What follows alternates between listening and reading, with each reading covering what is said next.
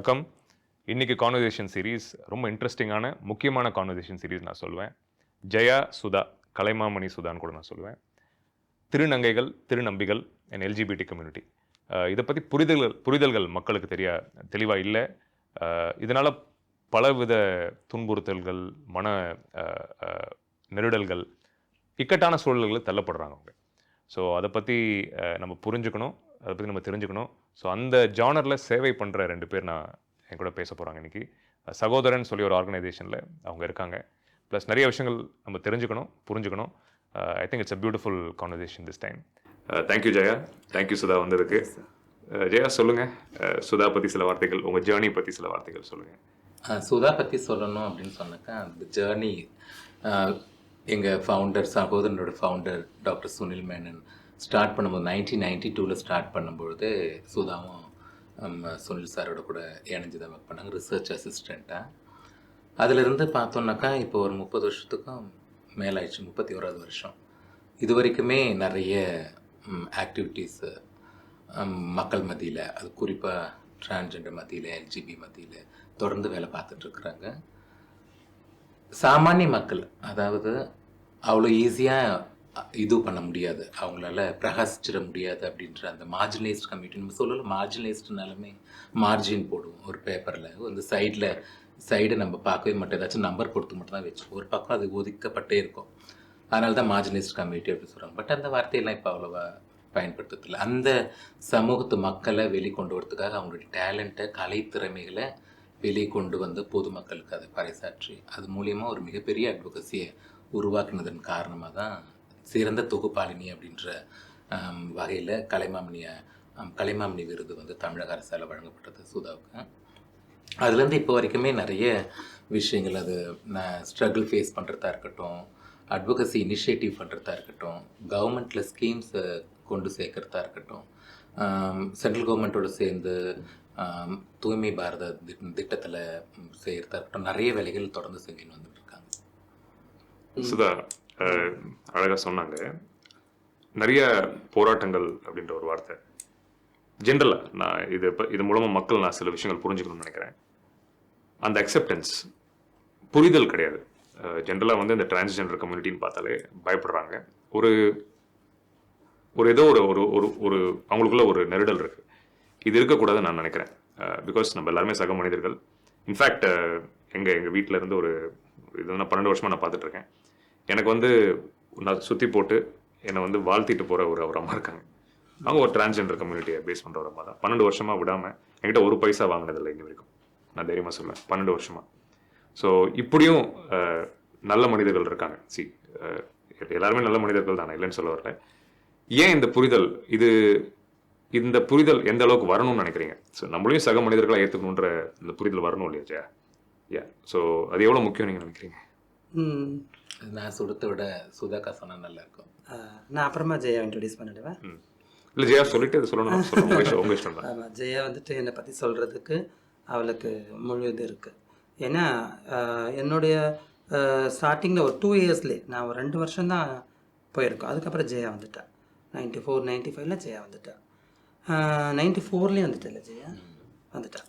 அதனால் அவளுக்கு எல்லாம் என்னை பற்றி தெரியும், ஜெயாவை பற்றி எனக்கு தெரியும்.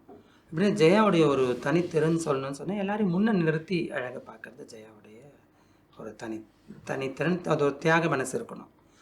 நான் வந்து முன்னே நிற்பேன், என்னுடைய பேர் அதில் வரணும், எனக்கு எல்லாம் கிடைக்கணுங்கிற ஒரு பொது புத்திக்கு மத்தியில் ஜெயா வந்துட்டு நம்ம மக்கள் முன்னே நிற்கட்டும், அவங்க போட்டோம், அங்கே போய் அவங்க நிற்கட்டும்.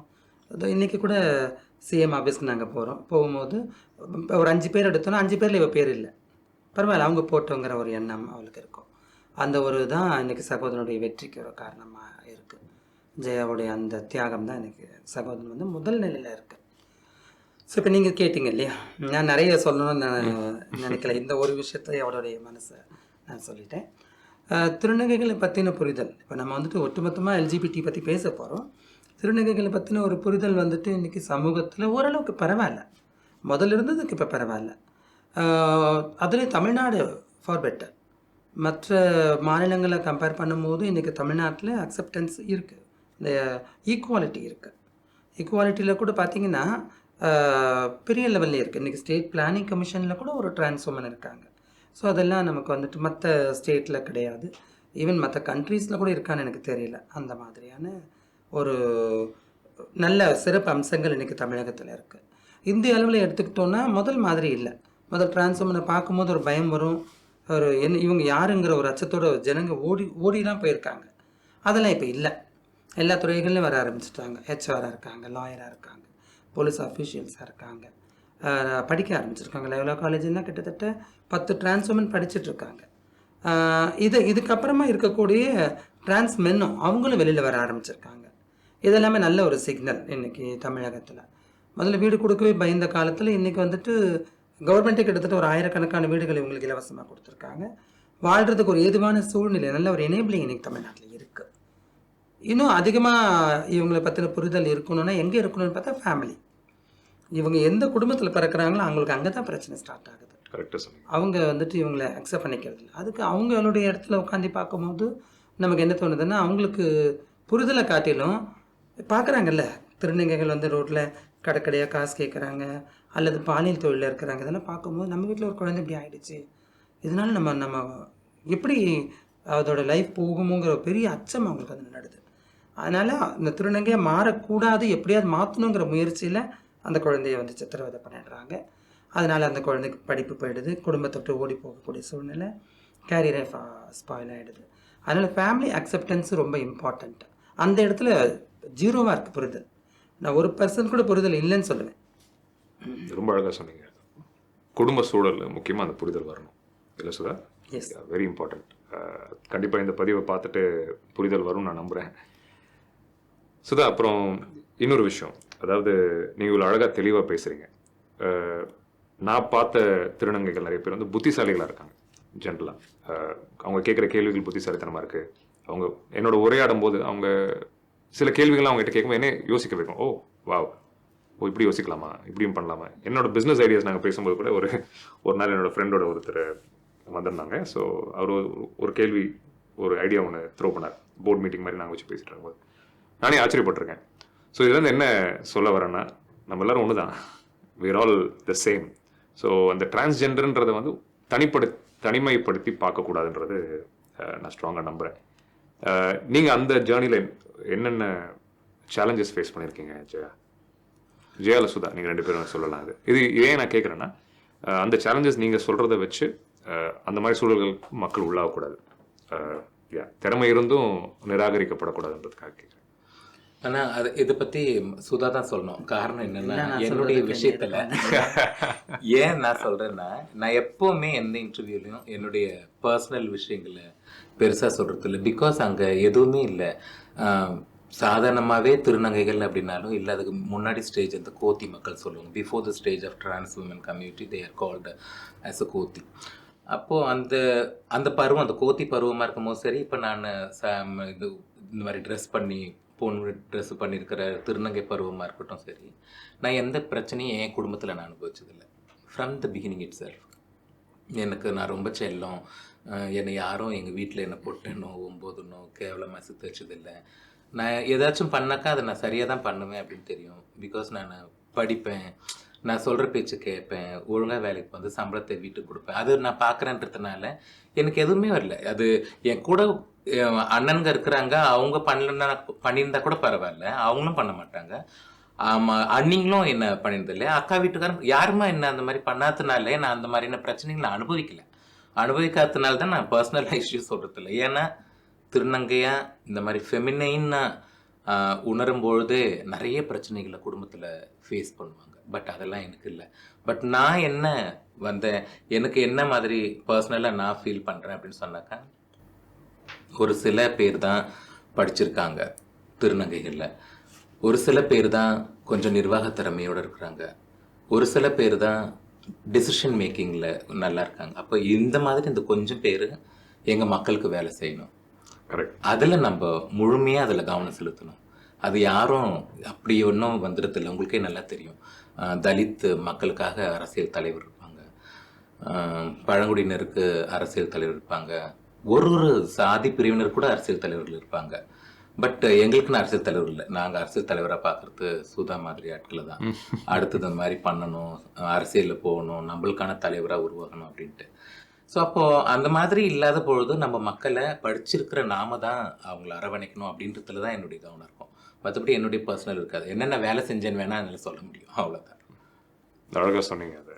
ஸோ ரொம்ப லக்கி நீங்கள், நான் சொல்லுவேன். ஏன்னா அந்த குடும்பம் அழகாக அவங்கள சப்போர்ட் பண்ணி அழகாக அவங்கள அனுசரித்து சக குழந்தையா பார்த்து நல்ல. ஸோ இந்த மாதிரி சூழல்கள் எல்லாருக்கும் அமையிறது இல்லை ஜெயா? கண்டிப்பாக அமையிறது இல்லை. அது நான் வாங்கி வந்த வாரம் அப்படி. ரெண்டாவது வந்து இவ இருந்த ஏரியாவும் அப்படி. ஏன்னா இவ இருந்த ஏரியாவுக்கு பக்கத்தில் திருநங்கைகள் அதிகமாக இருக்கிறாங்க. ஒருவேளை இவங்களுடைய சொந்தக்காரவங்க அப்பா அம்மாலாம் திருநங்கைகளை பார்த்து பழகிறதால கூட இருக்கலாம். சரி, நம்ம வீட்டில் அப்படி ஒருத்தவங்க இருந்துட்டு அவள் படிச்சிருக்கா, நல்ல பச்சை பாஸ் காலேஜில் போய் எம்காம் வரைக்கும் முடித்தா, நல்ல ஒரு இங்கிலீஷ் அவர்கிட்ட இருக்குது. தவறானன்னு சொல்லிட முடியாது. போய் மற்ற திருநங்கைகள் மாதிரி எவ்வளோ கஷ்டத்துலேயோ போய் மற்றவங்கக்கிட்ட கையேந்தி நிற்கலை, எந்த விதமான பாலியல் தொழில் அந்த மாதிரி விஷயங்களை ஈடுபடல. அப்போ இதெல்லாம் பார்க்கக்கூடிய குடும்பம் வந்துட்டு அவளை வந்து அவளாக ஏற்றுக்கிட்டாங்க. அமேசிங். ஸோ கஷ்டப்படலை, கையேந்தலை, வேற எதுவும் தப்பு பண்ணலைன்ற ஒரு வார்த்தை சொன்னீங்களா சுதா? பாவம், நான் வந்து அதை பண்ணுறவங்களையும் நான் தப்புன்னு சொல்ல மாட்டேன். அதை நாங்களும் சொல்ல மாட்டேன். ஏன்னா அவங்களோட கால கட்டாயம் அது, வேற வழி இல்லை. ஸோ சூழல்கள் தள்ளப்படுறாங்க தானே சுதா? எஸ். ஆனால் இந்த இடத்துல சேலஞ்சு நீங்கள் சொல்லுமா, நான் இதையே தான் சொல்லுவேன். சொசைட்டியாக இருக்கட்டும், எல்லாருமே எப்படி எதிர்பார்க்குறாங்கன்னா, திருநங்கைன்னா அவள் ஒரு விஷயத்த சாதிச்சு ஒரு நல்ல இடத்துல இருந்தால் ஓகே ஏற்றுக்கிறோம், இல்லைன்னா அது வந்துட்டு ரோட்டில் இருந்து காசு கேட்டால் அவள் ஒரு கேவலமான ஒரு ஜென்மமாக நினைக்கிறாங்க. அந்த சூழ்நிலைக்கு வர்றதுக்கு காரணம் இவங்கங்கிறத யோசிக்கிறது இல்லை. அவள் அந்த குடும்பத்தில் இருந்து அவங்க பிரச்சனையாக அவங்க நினைக்கிறதுக்கு காரணம் அக்கம் பக்கத்தார் தான். எங்கள் வீட்டில் இப்படி ஒரு குழந்தை பிறந்திருக்குன்னு சொன்னால் எங்களுக்கு பிரச்சனை இல்லைன்னு நினைக்கிறாங்க பேரண்ட்டு. ஆனால் சுற்றி இருக்கவங்க எல்லாம் இந்த மாதிரி ஒரு குழந்தை இருந்ததுன்னா அந்த பையனுடைய அக்காவுக்கு அதே மாதிரி குழந்தை பிறந்துடும் அப்படி அவர் சிலதை சொல்லிடுறாங்க. இது எங்கள் தெருவுக்கே அசிங்கமாக இருக்குது, இந்த மாதிரி ஒரு பிள்ளையை அடித்து திருத்துங்க, ஹாஸ்பிட்டலுக்கு கொண்டு போங்க, நல்ல சைக்காட்ரிஸ்ட்டை கொண்டு போங்க, இப்படி சொல்லி அந்த குடும்பத்துக்கும் அந்த குழந்தைக்கும் ஒரு பிரிவை ஏற்படுத்திடுறாங்க. அப்படி படிக்க போகிற இடங்கள்ல வந்து இந்த என்னால் படிக்கும் போது 9ன்னு எழுதி அந்த ஓ இருக்குல்ல, ஓவில் வந்து என்னுடைய பேரும் என்னுடைய கிளாஸ்மேட் ஒரு பையன் இருப்பான், அவனும் திருநங்கை தான், 2 பேரோட பேர் எழுதிடுவாங்க. அதை வந்து யார் எழுதுனானே தெரியாது, நம்ம போய் டீச்சர்ட்டும் சொல்ல முடியாது, ஹெட்மிஸ்ட்ரிட்டும் சொல்ல முடியாது, அப்படி ஒரு சூழ்நிலை இருக்கும். அப்போ படிக்கவே தோணலை, நாளைக்கு ஸ்கூலுக்கு போகணும்னு ஒரு பயம் வந்த ஒரு நிலைமையெல்லாம் இருக்குது. அப்போ இப்படியெல்லாம் பண்ணிவிட்டு அந்த குழந்தைங்க வந்துட்டு பசிக்காகவும் வாழணுமேங்கிறதுக்காக போய் கையேந்தி நிற்கிறாங்க. அந்த இடத்துல வந்து நீங்கள் ஏன் முன்னேறலைங்கிறது அர்த்தமே இல்லை. முன்னேற விடாததும் இவங்க தான் அந்த மாதிரி விமர்சிக்கிறாங்க. அப்போ ஒரு நல்ல நிலைக்கு வரணும் எல்லாருமேன்னு சொன்னால், அப்போ ஆண்களும் பெண்களும் அதே மாதிரி நல்ல நிலைக்கு வந்தால் தான் நீங்கள் ஏற்றுக்கிறீங்களா? இல்லை, அவங்களுடைய ப்ரொஃபஷனல் அது வேற, அந்த ஜெண்டரை ஏற்றுக்கணும். கரெக்ட். பிறந்துட்டாங்க 3ஆம் பாலினர், இவங்களா நம்ம ஏற்றுக்கணுங்கிற ஒரு எண்ணம் எல்லாருக்கும் வரும். அழகாக சொன்னீங்க. 3ஆம் பாலினர்ன்ற ஜெண்டர், அது அந்த புரிதல், அந்த ஏற்றுக்கணும், அக்செப்டன்ஸ் வரணும் இல்லையா? அதுக்குமே ரொம்ப காலம் போராட வேண்டியது. இந்த 1980ஸ்லாம் இந்த மாதிரிலாம் உட்காந்து பேசவே முடியாது. 1980s கட்டத்திலலாம் நான் பள்ளி பருவத்தில் இருக்கும்போதெல்லாம் கல்லுலாம் அடிப்பாங்க எங்களுடைய முன்னோர்கள் மேலே, அதெல்லாம் வந்து சொல்லியிருக்கிறாங்க. எங்கிட்ட ரொம்ப அக்ரெசிவாக நடந்துருக்குறாங்க மக்கள். ரொம்ப அந்த மாதிரி க்யூரியாசிட்டி, ரொம்ப வல்கரான க்யூரியாசிட்டிலாம் நிறைய நடந்திருக்கு. ஆனால் இப்போ இந்த காலகட்டத்தில் நிறைய பேர் இந்த மாதிரி உட்காந்து பேசுகிறோம். மௌரிய ஷெரட்டனில் ரூம் போட்டு மீட்டிங் நடக்குது. விஜய் பார்க் ஹோட்டல் அப்போல்லாம் புஷ்ஷெல்லாம் யூஎஸ் போயிட்டு இருக்கா, அது எப்படி முடியும்? அதெல்லாம் நடந்திருக்கு. இப்போ யூஎஸ் போனது கூட 8 பேரில், இந்தியாவில் 8 பேரில் நானும் ஒருத்தி. அங்கே நாங்கள் 5 மாகாணம் பார்த்தோம். 5 மாகாணத்தில் இருக்கிற ஆக்டிவிஸ்ட்டு இவங்க, அதுக்கப்புறம் ஆர்கனைசேஷன் லீடர்ஸ் அவங்களாம் பார்த்தோம். மீச்சல் ஓபாமா கூடலாம் நாங்கள் இது பண்ணியிருக்கோம், பேசினோம். ரொம்ப இன்ட்ரெஸ்டிங்காக இருந்துச்சு. நான் அங்கே பார்த்ததில் என்னென்னா, மேஜராக இருக்கிற ஒரு பாசிட்டிவும் மேஜராக இருக்கிற ஒரு நெகட்டிவும். மேஜர் பாசிட்டிவ் எடுத்துனாக்கா, அங்கே வந்து நிறைய டிரான்ஜெண்டர்ஸ் வந்து வீடு இல்லாமல் இருக்காங்க, ப்ரைவேட்லேயும் கவர்மெண்ட்லேயும் வந்து தங்கிட்டு இருக்கிறாங்க. இங்கே அந்த மாதிரி இல்லை, ரொம்ப குறைவான இல்லங்கள் தான் இருக்குது. ஆனால் ஏன்னாக்கா இங்கே ஒரு ஜமாத்து சிஸ்டம் இருக்குது, பெரியவங்க சின்னவங்களை அடாப்ட் பண்ணுற அந்த சிஸ்டம் இருக்குது. இந்த சிஸ்டத்தினால இங்கே திருநங்கை அனாதைகள் இல்லை. வேணும்னாக்கா இதுவாக வீட்டை விட்டு வெளியில் வரும்போது அந்த கொஞ்ச நேரத்துக்கு அவங்களுக்கு ஒரு இது தேவைப்படுது, அந்த மாதிரி தான் இருக்குது. பட் அங்கே ஜாஸ்தி இருந்தது. இங்கே மேஜர் பாசிட்டிவில் நான் பார்க்குறது என்ன அங்கேனாக்கா, அங்கே PFLAGனு ஒரு ஆர்கனைசேஷன் இருக்குது. PFLAG means parents for LGBT community. LGBT community பற்றி அவங்களுக்கான ஆர்கனைசேஷன்லாம் இருக்குதுன்றது நம்ம கேள்விப்பட்டிருக்கோம். ஆனால் எல்ஜிபிடியை பெற்றோர்களுக்கு ஆர்கனைசேஷன் இருக்குது. அவங்களுக்கு கவுன்சிலிங் கொடுத்து அவங்கள எப்படி புரிதல் ஏற்படுத்தி அவங்கள தொடர்ந்து அந்த குழந்தைங்களோட சஸ்டெயின் பண்ணுறது எப்படி அப்படின்றதெல்லாம் சாதாரண விஷயம் இல்லை. இங்கேயுமே இந்தியாவிலையும் இருக்குது, ஆனால் அந்த அளவுக்கு பெரிய அளவில் எஃபெக்டிவாக இல்லை அப்படின்றது தான். ஆனால் இந்தியாவில் வந்துட்டு ஜெயா சொன்ன மாதிரியான இந்த ஜமாத் கலாச்சாரம் அது வந்துட்டு ஒரு சேஃப் பிளேஸ் இவங்களுக்கு. ஜமாத்துங்கிறது வந்து ஏன் அந்த வார்த்தையை அவங்க கொண்டு வந்திருக்காங்கன்னு பார்த்தீங்கன்னா, ஆரம்ப காலங்களில் மும்பை, டெல்லி இந்த மாதிரி இடங்களில் தான் அவங்க வாழ்ந்திருக்காங்க. அப்போ இஸ்லாமியர்கள் இவங்களுக்கு ஆதரவு கொடுத்துருக்காங்க ஆரம்ப காலங்களில். அப்போ வந்து இவங்க வந்துட்டு அவங்களோட கூட்டத்தை ஜமாத்துன்னு சொல்லுவாங்க இல்லையா, இஸ்லாமியர்களோட கூட்டத்தை.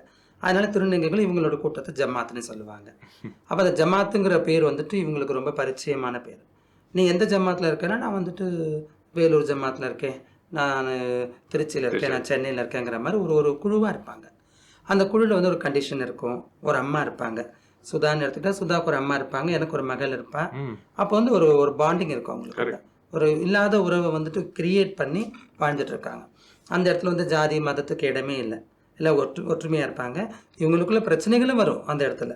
ஆனாலும் ஒரு குடும்பம் இல்லைங்கிற ஒரு நினைப்பை வந்துட்டு அந்த அமைப்பு வந்து உடைச்சிருக்கு. அது ஒரு பெரிய சந்தோஷம். எந்த இடத்துல வந்துட்டு இவங்களை அக்செப்ட் பண்ணிக்கலையோ அந்த குடும்பத்திலேருந்து இவங்க வெளியில் வந்து ஏதாவது ஒரு தேர்வு பண்ணி திருநங்கைகளோடு இவங்க வாழும்போது இவங்களுக்கு ஒரு புது லைஃப் கிடச்சி இவங்க பிடிச்ச வாழ்க்கையை வாழ்ந்துட முடியும். அது குருவை பொறுத்து இருக்குது. அந்த குரு வந்துட்டு ஒரு நல்ல ப்ராக்ரெசிவான சிந்தனை உள்ளவளாக இருந்துட்டா இவரை நல்ல விதமாகவே கொண்டு வந்துடுவா. சில குருக்கள் வந்துட்டு நீ எப்படியே கடை கேட்டு எனக்கு ஏதோ கொடு, நீ ஏதோ வச்சுக்கோங்கிற மாதிரி இருந்தால் அவள் லைஃப் கொஞ்சம் முன்ன பின்ன தான் இருக்கும். ரெண்டுமே இருக்குது. ஆனால் ஜமாத் சிஸ்டம் ரொம்ப அவசியமாகவும் இருக்குது. அழகான ஒரு சிஸ்டமாக இருக்குது. அது ஒரு நல்ல ஒரு பாண்டிங் ஏற்படுத்துகிற ஒரு விஷயம் இல்லையா?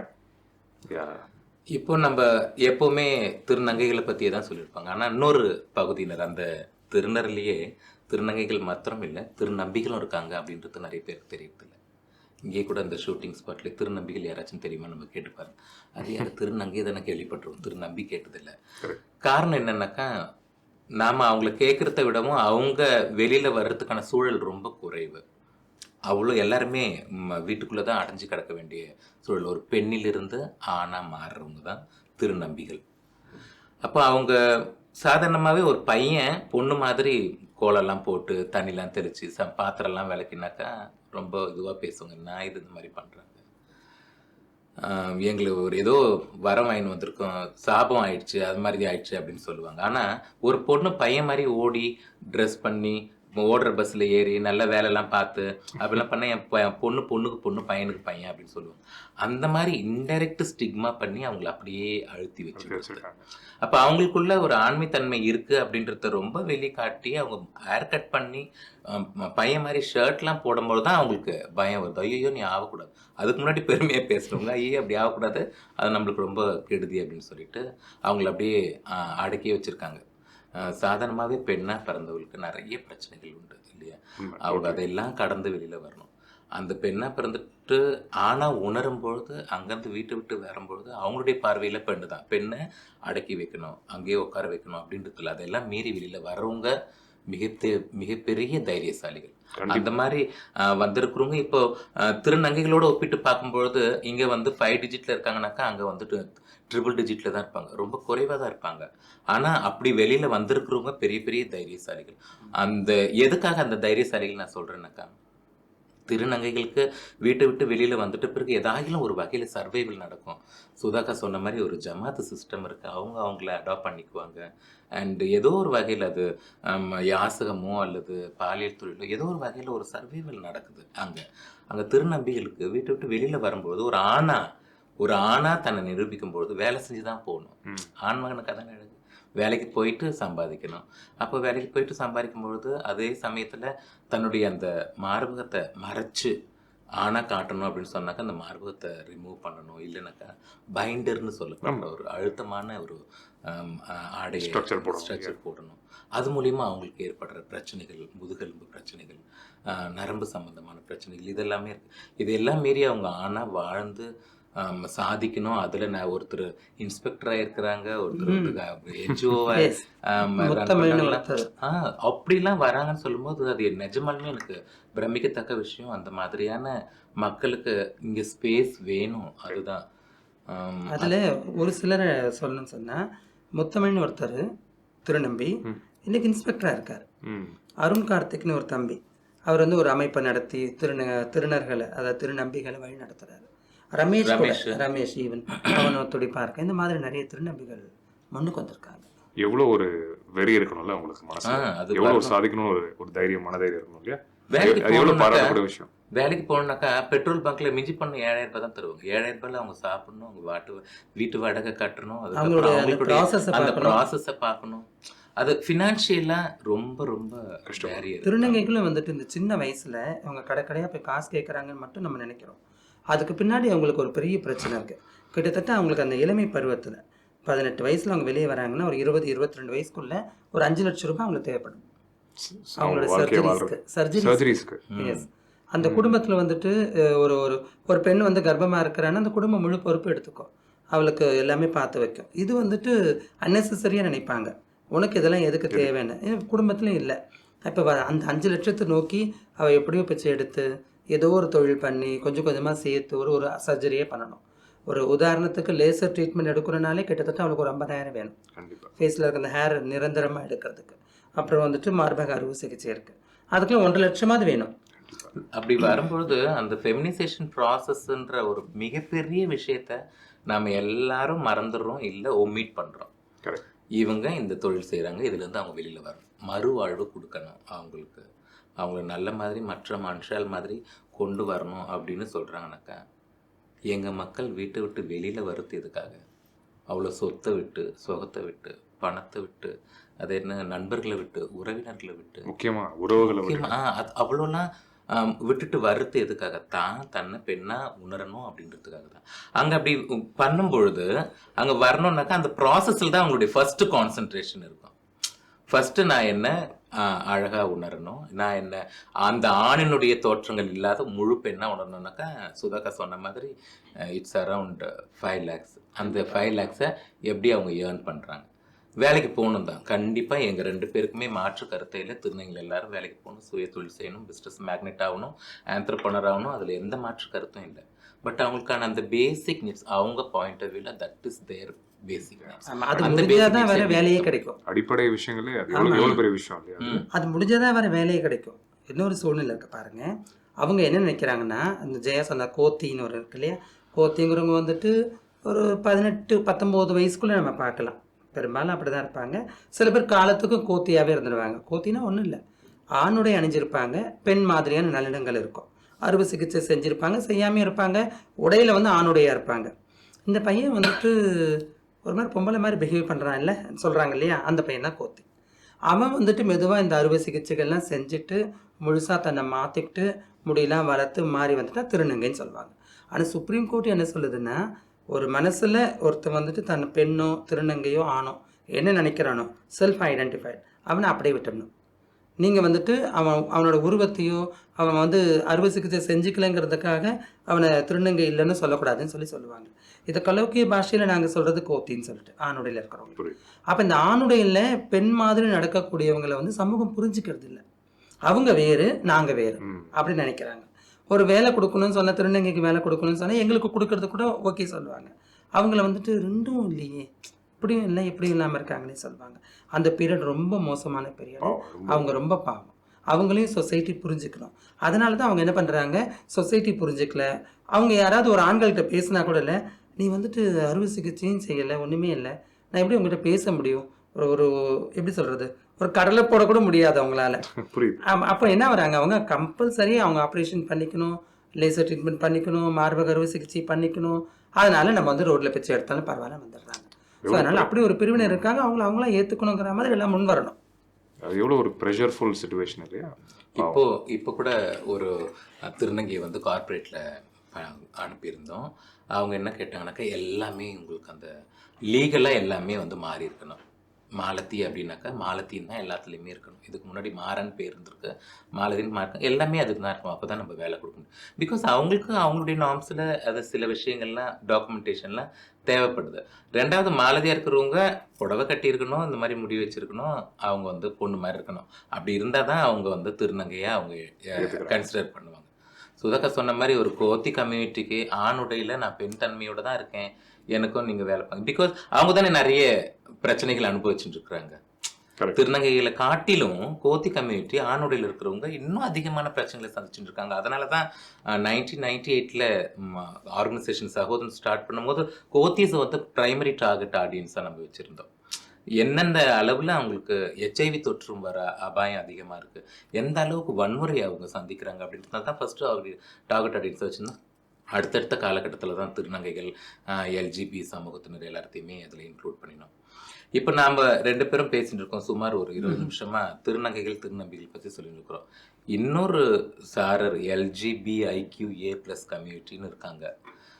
அதை பற்றி நம்ம இல்லை, நிறைய பேர் அதை பற்றி பேசத்தில்லை. Even health department, law enforcement, judicial department நிறைய பேர் அதை பற்றி பேசத்தில்லை. ஜுடிஷியல் டிபார்ட்மெண்ட்னாக்கா அப்பா அவர் ஒரு மிகப்பெரிய ஆபத் பாண்டவ அநாத ரட்சகன் ஜஸ்டிஸ் ஆனந்த் வெங்கடேஷ் அவர் கொடுத்துருக்காருங்க பாருங்கள் தீர்ப்பு. இந்த சேனல் மூலிமா அவருக்கு ஒரு மிகப்பெரிய நன்றியை நாங்கள் தெரிவிச்சுக்கிறோம். ஒரு கப்பல், அதாவது லெஸ்பியன் ஜோடி, அவங்க வீட்டை விட்டு மதுரையிலேருந்து வெளியில் வந்துட்டாங்க. வந்துட்ட பிறகு அவங்க சென்னையில் அடைக்கலமாகறாங்க. அவங்க வீட்டில் இருக்கிறவங்க அவங்கள போலீஸில் கம்ப்ளைண்ட் பண்ணுறாங்க, போலீஸும் அவங்கள தேடுறாங்க.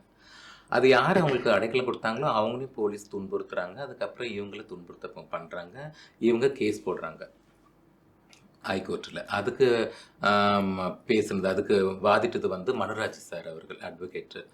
ரொம்ப நிறைய வாதங்களை வச்சார். அப்போது ஜஸ்டிஸ் ஆனந்த் வெங்கடேஷ் அவர்கள் என்ன சொன்னாங்கன்னாக்கா, இதை பற்றி நான் தெரிஞ்சுக்கணுனாக்கா ஃபஸ்ட்டு இவங்களை பற்றி நான் படிக்கணும், தெரிஞ்சுக்கணும், ஆலோசனை கேட்கணும், அந்த கவுன்சிலிங்க்கு போகணும், இது சம்மந்தப்பட்ட ஆர்கனைசேஷனோட ரெப்ரஸன்டேட்டிவ்ஸ் கிட்ட நான் பேசணும் அப்படின்னு சொல்லிட்டு அதுக்கு ஒரு டைம் எடுத்துக்கினார், ஒரு டியூரேஷன் எடுத்துகிட்டு அது எல்லாமே தெரிஞ்சுட்டு அதுக்கப்புறம் தான் இந்த கேஸை இது பண்ணின பிறகு அவர் சொன்னது, இப்படி ஒரு சமூகம் இருக்குது அப்படின்றத நாம் ஏன் ஏற்க மறுக்கிறோம்? நம்ம கண்கள் மூடிட்டோம் அப்படின்னாக்கா இந்த சமூகம் இல்லைன்னு ஆயிடுமா? நம்மளுக்கு தான் அது இல்லை, ஏன்னா நம்ம தான் கண்ணை மூடின்னு இருக்கிறோம். அப்போ அந்த சமூகத்துக்கு ஒரு ஸ்பேஸ் வேணும், அவங்கள பற்றின ஒரு புரிதல் வேணும் அப்படின்றது ஒரு வெறும்னே இதுவுக்கு மட்டும் போலீஸ் டிபார்ட்மெண்ட்டுக்கும் சொல்லாத எல்லா தரப்பினருக்கும், ஈவன் கரிக்குலமில் மாற்றம் வரணுன்ற பெரிய அளவுலலாம் மாற்றம் சொல்லியிருந்தார். அதுக்கப்புறம் தான் நேஷ்னல் மெடிக்கல் கமிஷன்லேருந்து அந்த கரிக்குலம்லாம் கொண்டு வரன்ற இதுவெல்லாம் கொண்டு வந்திருக்கிறாங்க. ரெண்டாவது போலீஸ் டிபார்ட்மெண்ட்டுக்கு சென்சிட்டைசேஷன் வேணும், இதை பற்றின புரிதல் வேணும் அப்படின்றது ரொம்ப திருத்தமாக சொல்லியிருந்தார். ஆனால் அங்கே என்ன நடந்தது? அங்கே வேற அங்கே என்ன நடந்ததுன்னா கொஞ்சம் மூச்சு விட்டுக்கிட்டோம். போலீஸ் டிபார்ட்மெண்ட்க்கு வந்துட்டு LGBTIQ பற்றின ஒரு புரிதல் இருக்கணுங்கிறத சொல்லியிருந்தாங்க. ஒரு சர்க்குலேஷனும் அனுப்பியிருந்தாங்க எல்லாருக்கும், எல்லா ஸ்டேஷனுக்கும். ஆனால் அந்த கீழ்மட்டத்தில் இருக்கிறவங்களுக்கு ஹையர் அஃபீஷியலேருந்து ஒரு சர்க்குலேஷன் வருது. இவங்க என்ன எடுத்துக்கிறாங்கன்னா LGBTன்னு சொன்னால் திருநங்கைகள் அப்படி தான் புரிஞ்சுக்கிறாங்க. அவங்கள சொல்லி தவறு இல்லை, அவங்க இவ்வளவு காலம் கேள்விப்பட்டது தான். அப்போது அந்தந்த ஸ்டேஷனுக்கு லோக்கலில் எந்தெந்த திருநங்கைகள் இருக்காங்களோ அவங்களெல்லாம் கூப்பிட்டு ஒரு மீட்டிங் வச்சு நல்ல ஒரு நட்புறவை ஏற்படுத்திக்கிறாங்க. நல்ல நட்புறவை ஏற்படுத்துனது சந்தோஷம். ஆனால் இது அடிபட்டு போதில்லை. LGBங்கிறது வந்து அவங்களுக்கு புரியலைங்கிற ஒரு எண்ணம் எங்களுக்கு இருக்குது. அவங்க அதுக்காக போராடிட்டு இருக்கிறாங்க.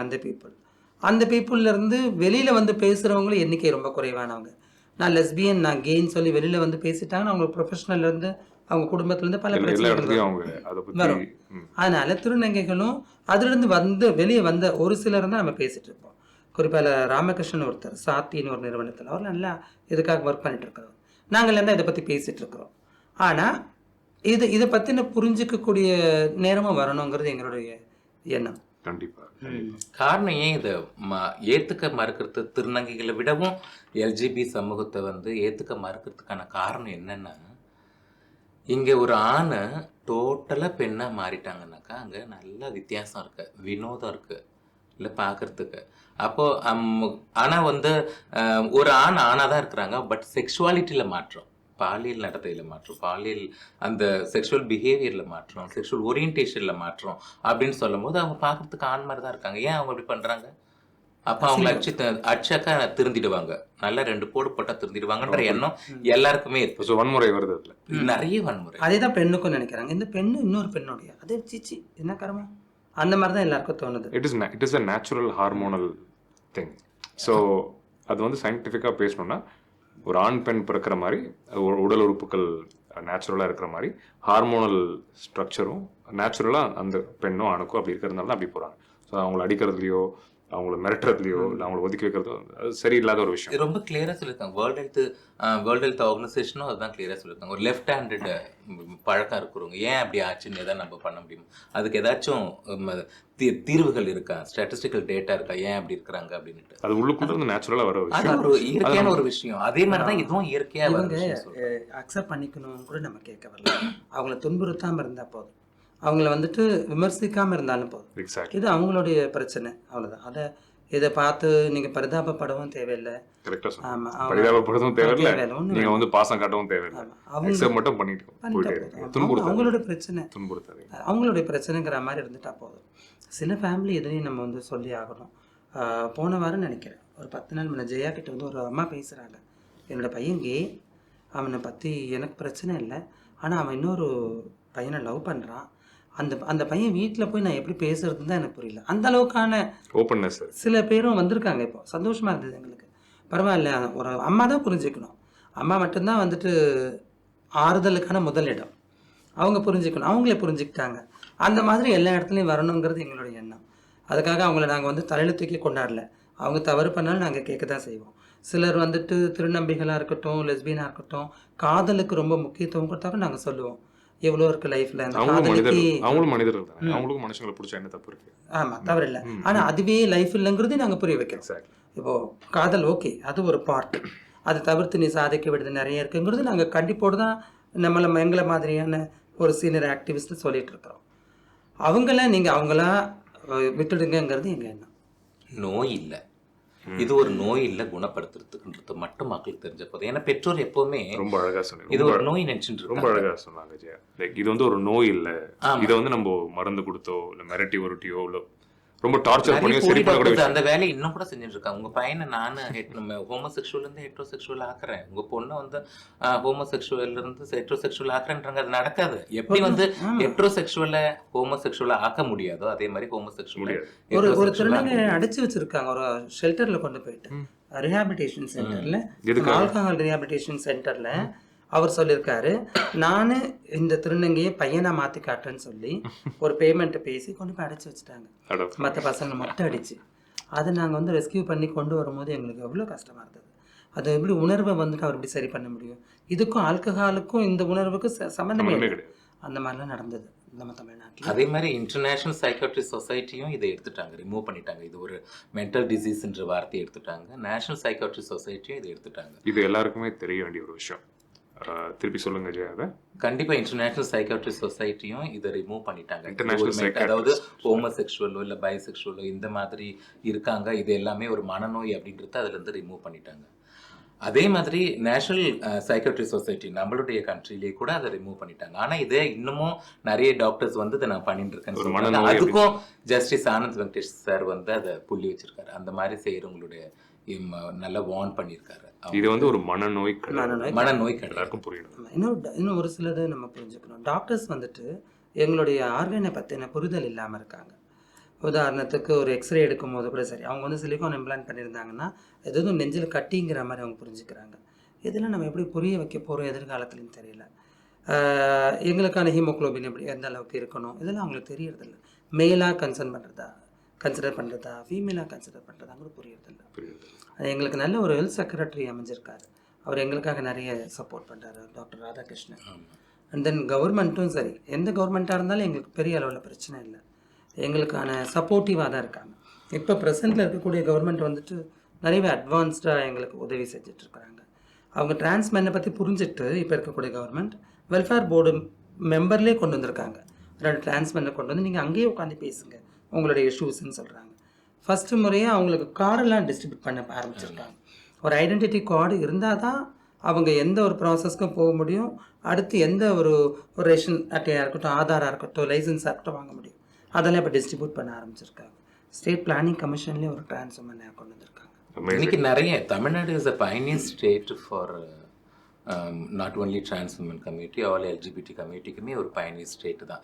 மற்ற ஸ்டேட்டை காட்டிலும் இங்கே நிறைய முன்னெடுப்புகள் ஜாஸ்தி இருக்குது, இனிஷியேட்டிவ்ஸ் நிறைய முன்னெடுப்புகள். பார்த்தீங்கன்னாக்கா Tamil Nadu State AIDS Control Society எந்த ஸ்டேட்லேயும் பண்ணாத அளவுக்கு Constella Futures Group and National AIDS Control ஆர்கனைசேஷனோட இணைஞ்சு ஒரு பெரிய போலீஸ் அட்வொகசி ப்ரோக்ராம் பண்ணினாங்க. இன்றைக்குமே எங்கேயாச்சும் நாங்கள் போனோம் அப்படின்னாக்கா கமிஷனர் ஆஃபீஸ் போனாக்கா, மேடம் நீங்கள் தானே ஜெயா நீங்கள் நடத்துனீங்கல்ல அட்வொகசி ப்ரோக்ராம் பண்ணீங்களா அப்படின்னு சொல்லுவாங்க. அது எதுக்காகனா நம்மளை டெவலப் பண்ணிக்கிறதுக்காக இல்லை, எங்கள் மக்கள் மேலே ஒரு நல்ல அபிப்பிராயத்தை அந்த போலீஸ் ஆஃபீஸர்ஸ்க்கு விதைச்சோம். எல்லாருமே இப்படி தான் இருக்க மாட்டாங்க, நிறைய பேர் டெவலப் ஆகி வந்திருக்கிறாங்க அப்படின்ற ஒரு விதையை நம்ம விதைச்சதுக்கு Tamil Nadu State AIDS Control Society காரணம். அதில் வந்து ஃபீமேல் செக்ஸ் ஒர்க்கர்ஸை பற்றி ஃபீமேல் செக்ஸ் ஒர்க்கரே வந்து பேசினாங்க. கோத்தி நம்ம சொன்னோம் இல்லையா, அந்த கோத்தி பீப்புளே வந்து பேசினாங்க, நான் கோத்தி என்ன பாருங்கள், இப்படி இருக்கிறவங்கள ஒதுக்கக்கூடாது, இந்த வயசில் தான் எஜுகேஷன் பாதிக்கப்படுது, அப்படி பேசினாங்க. எங்களோட கஷ்டங்கள் என்ன, எந்தெந்த சூழலில் நாங்கள் எப்படி நடத்தப்படுறோம். Very good. அது ரொம்ப நல்லா இருந்துச்சு.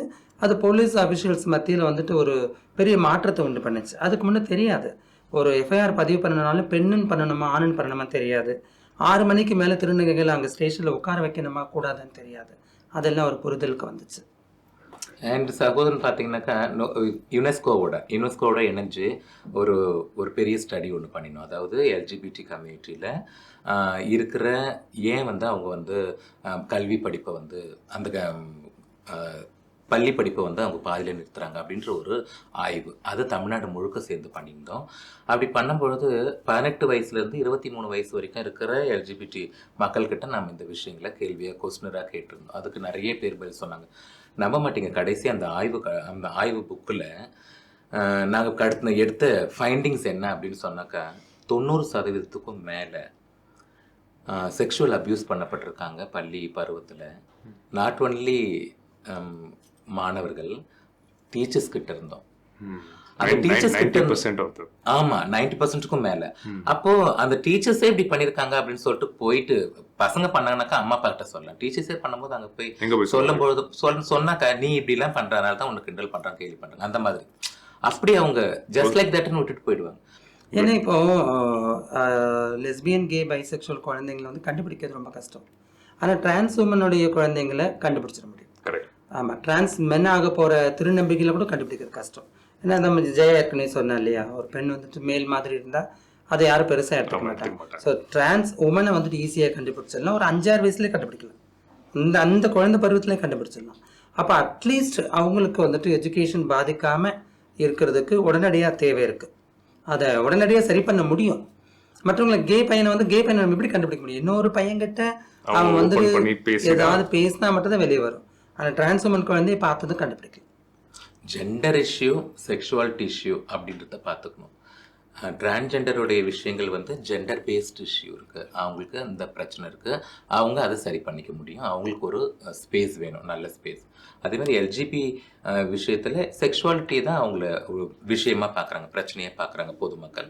அதுக்கான ஸ்பேஸ் வேணும், அவங்களுக்கு ஒரு எனேபிளிங் என்விரான்மெண்ட் வேணும் அப்படின்றது தான். பட் இந்த ரெண்டுத்தையுமே போட்டு குழப்பிக்கிறாங்க பொதுமக்கள். இந்த புரிதல் வேணும். இப்போ நீங்கள் இவ்வளோ பேசின விஷயங்கள் மூலமாகவே ஐ திங்க் அந்த புரிதல் வந்திருக்கும். இதோட தேவைகள் என்ன, இது என்ன மாதிரியான ஒரு விஷயம், இது என்ன மாதிரியான ஒரு விஷயன்றது புரிதல் வந்திருக்கும்னு நான் நம்புகிறேன். இன்னொரு விஷயம் வந்து லோ செல்ஃப் எஸ்டீம், இது வந்து ஒரு பெரிய பிரச்சனையாக இருக்குது. இது திருநம்பிக்கைகள் கிடையாது, மனிதர்களாகவே ஒரு சமுதாயமாக ஒரு மனிதனுக்கு வந்து எப்பவுமே தன்னை குறைச்சி எடை போட்டுக்கிற ஒரு சூழலில் நம்ம வாழ்கிறோம், முக்கியமாக இந்தியாவில். ஏன்னா எப்பவுமே வந்து சொந்தக்காரங்க என்ன சொல்கிறாங்க, சமுதாயம் என்ன சொல்லுது, நம்ம சுற்றி இருக்கவங்க என்ன சொல்கிறாங்கன்றத யோசிச்சே வந்து அந்த குழந்தைங்க வளரக்கூடிய சூழல் இருக்குது. இதெல்லாம் உடச்சி தான் ஒரு மனிதனை வெளியே வரணும்னு நான் எப்பவுமே சொல்லுவேன். உடச்சி வரணும், அப்போ தான் நம்ம வாழ்க்கையில் முன்னேற முடியும், நம்ம பிடிச்ச மாதிரி நம்ம வாழ முடியும். நம்ம வாழ்கிறதுக்கே வந்து அது ஒரு போராட்டம் தான். நம்ம இப்படி தான், நான் இப்படி தான், ஜெயா இப்படி தான், சுதான் நம்ம சொல்லிக்கிறது வாழ்கிறதுக்கே ஆண் பெண் 3ஆம் பாலினர் அதெல்லாம் கிடையாது. ஒரு மனிதனாக இப்படி வாழணுன்றதுக்கே ஒரு போராட்டம் தான் டெய்லி. ஸோ இந்த தருணத்தில் இந்த லோ செல்ஃப் எஸ்டீம், நம்ம இதை பேச ஆரம்பிக்கிறதுக்கு முன்னாடி நீங்கள் ஒரு வார்த்தை சொன்னீங்க, நான் கேட்குறேன். இதை உடைக்கணும். முக்கியமாக திருநங்கைகள் இதை உடைச்சு நம்ம எந்த விதத்துலையும் குறை இல்லாத ஒரு மனிதன்றதை அவங்க மைண்டில் அவங்க சொல்லிக்கணும். இல்லை சுதா?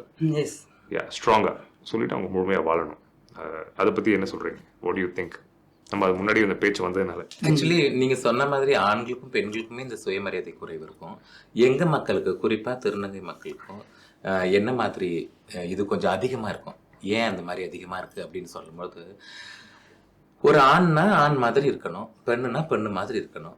ஆனா நானு ஆணா பிறந்துட்டு ஏன் இந்த மாதிரி இருக்கேன், அப்போ என் மேல தப்பு, நான் ஏதோ தப்பா பிறந்துட்டு இருக்கேன் அப்படின்னு என்ன நானே தவறா குறைச்சி மதிப்பிடுறேன். அது சமுதாயத்தோட தப்பு தானே. ஆமா, ஆனா பட் நான் அப்படி யோசிக்கல. நான் என்ன கேவலமா நினைச்சுக்கிறேன், என்ன நான் தரக்குறைவா நினைச்சுக்கிறேன். அது வந்து சுயமரியாதை குறைவு அப்படின்றத விட தாழ்வு மனப்பான்மை அப்படின்றத விடவும் ஒரு அழகான தமிழ் வார்த்தை இருக்கு, கழிவிறக்கம். தன் மேல தனக்கே கழிவிறக்கம் ஏற்படும் பொழுது என்ன ஆகுதுன்னா, ஒரு 5 ஸ்டார் ஹோட்டலுக்கு நான் நெஞ்சு நிமித்தி போறதுக்கு எனக்கு கொஞ்சம் அச்சம் என்னுடைய மக்களுக்கு. ஏன்னா நம்ம போலாமா, நம்மள ஏதாவது கேள்வி கேட்பாங்களோ, கடை கேட்க வந்து நினைச்சிருவாங்களோ அப்படின்ற ஒரு அச்சம். ஏன்னா அது நடக்குது, நிறைய இடத்துல நடக்குது இப்பவுமே. ஆனா அது நடக்குதுன்றத விடவும் அதை நாமளே நினைச்சுக்கிறோம் பாருங்க.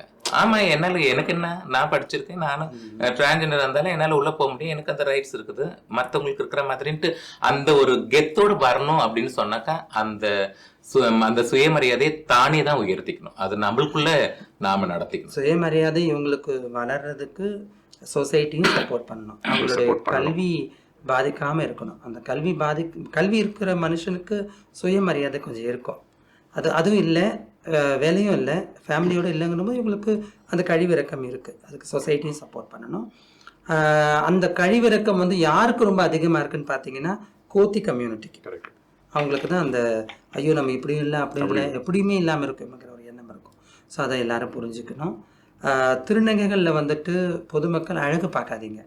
அதுவே நான் நிறைய இடங்களில் பார்க்குறேன். அழகாக இருக்கிற திருநங்கைகளை வந்துட்டு அக்செப்ட் பண்ணிக்கிற சூழ்நிலையும் இருக்குது.